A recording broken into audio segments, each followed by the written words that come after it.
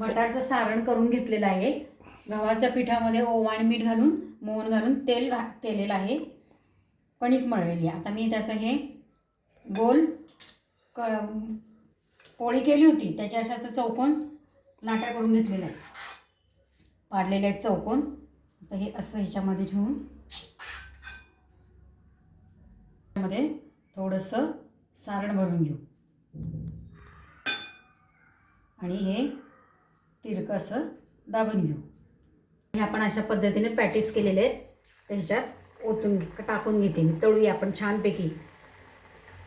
तुम्हाला हवा तो आकार करा, समोश्यासारखं करा, कचोरीसारखं करा. हव्यासारखे पण आकार झालेले आहेत